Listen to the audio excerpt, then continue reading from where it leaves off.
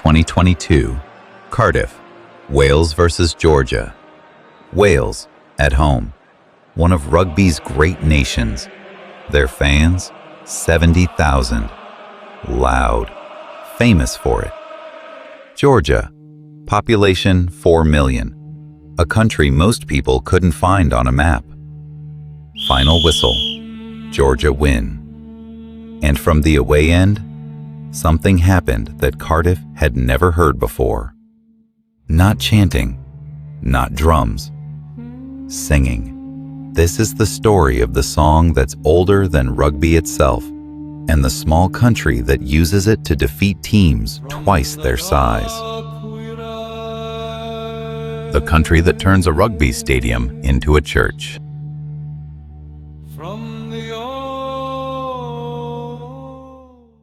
Georgia, population just under 4 million people. Tucked between the Greater Caucasus Mountains to the north and the Lesser Caucasus to the south, bordered by Russia, Azerbaijan, Armenia, and Turkey. A country so strategically positioned that every empire in history has wanted it, invaded it, or occupied it.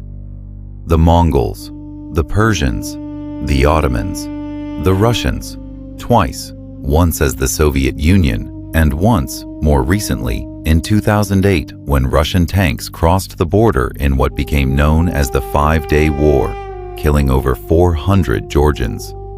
A country that has been conquered so many times that survival itself became a kind of national sport.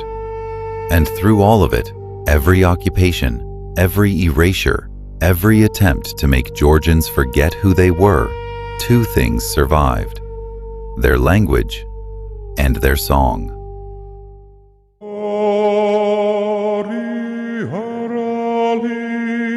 Georgian polyphony is often introduced as a unique musical phenomenon, and that is true. But the deeper truth is simpler. This tradition matters because it has always been more than music. It is community, memory, discipline, emotion, carried not by institutions first, but by people. Polyphonic singing in the Georgian language is a secular tradition in a country whose language and culture have often been oppressed by invaders. That is not an accident. That is a strategy.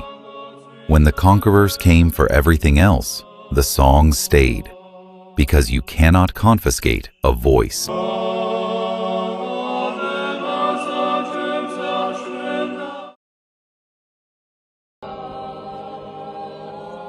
The song you hear in Georgian rugby stadiums is called the Mravalzhamieri.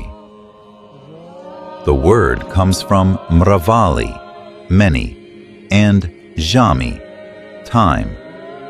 Together, many times, or very long. It is a blessing for long life, well-being, and happiness. It is a popular and widespread toasting song with dozens of different versions from the countryside of both eastern and western Georgia.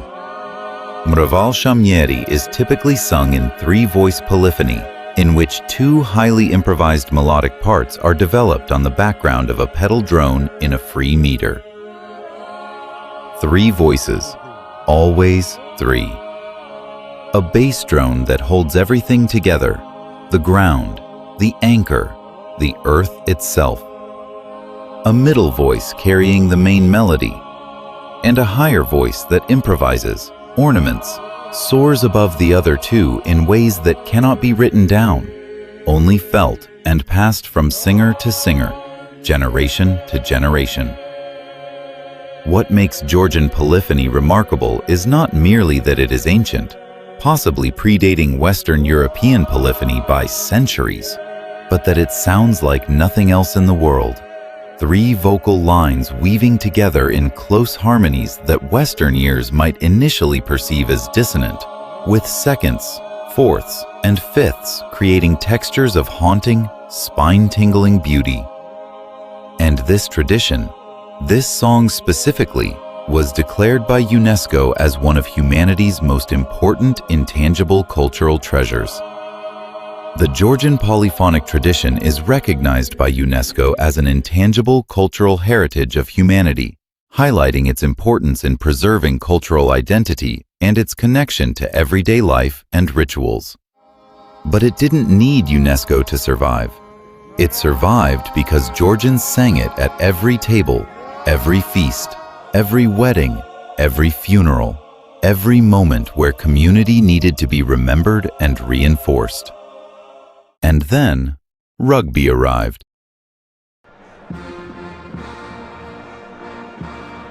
Rugby came to Georgia in 1959, not through a grand federation plan or a government initiative, through one man, a Frenchman of Armenian origin from Marseille named Jacques Haspekian, who taught the game to students in Tbilisi. Rugby is especially popular in the south of the country, where the game is more popular than association football. But the deeper reason rugby took root so fast is not Jacques Haspekian. It's older than that. Georgian DNA is suffused with the rough and tumble of the ancient game of Lelo Berti, which translates as field ball. This brutal folk game has no limit to the number of participants or the match time, nor is there a referee. None is needed when there are so few rules.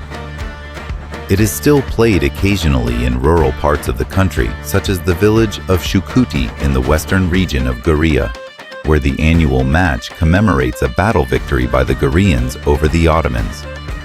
Every Easter, the village splits into Upper and Lower Shukuti, with the two teams competing to carry the black leather, 16-kilogram, handcrafted and soil-filled ball to their side of the village.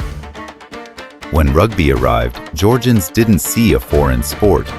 They saw Lelo Berti with rules. The transition was immediate and total. And with it, the word Lelo, meaning field, meaning try, meaning home, became the identity of the national team. The Lelos. One standard cheer of Georgian rugby union fans is Lelo Lelo Sakartvelo, Try Try Georgia.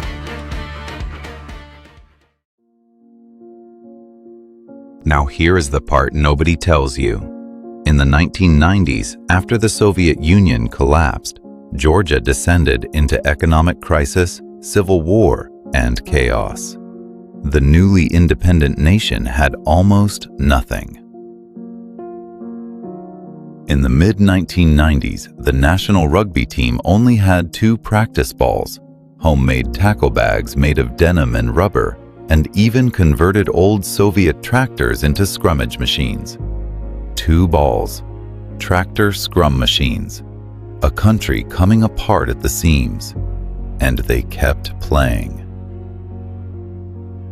War and instability stifled progress in the 1990s, the national team surviving on a handful of practice balls and old Soviet tractors turned into scrum machines.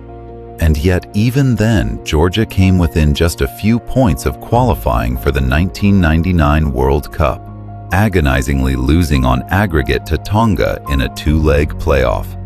They missed the 1999 World Cup by millimeters, then qualified for every single one since 2003. Never missed one. Georgia have transformed from tournament underdogs to genuine threats capable of causing major upsets. In 2022, Georgia beat Wales in Cardiff, their best ever result. Wales, the country whose fans are famous for their singing, beaten in their own stadium by a team whose fans sing something older, deeper, and more human than anything Cardiff had ever heard. And when the Georgians scored that try, the Mravalzhamieri rose from the away end. 3 voices, thousands of people, 1 song. During U.S. President George W. Bush's visit to Georgia in May 2005, when a recording of the national anthem failed to play properly, Saakashvili motioned to the choirs, and thousands in the crowd joined the singers. The moment was described by media as the most powerful moment of the day. In Georgia, when the technology fails, the people sing.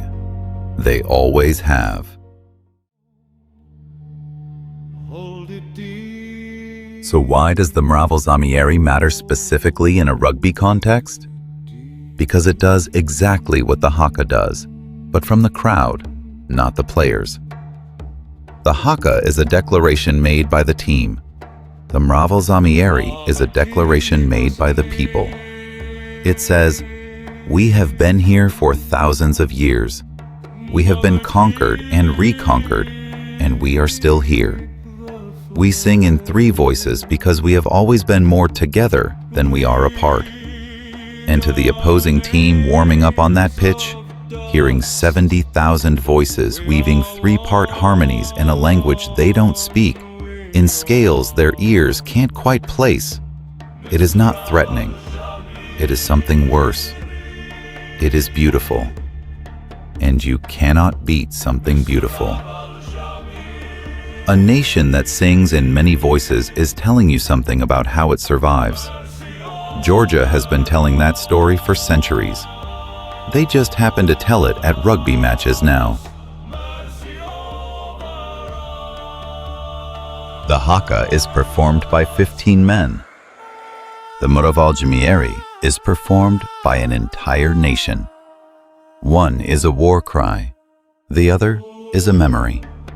Both say the same thing: we are still here. The song that's older than rugby itself.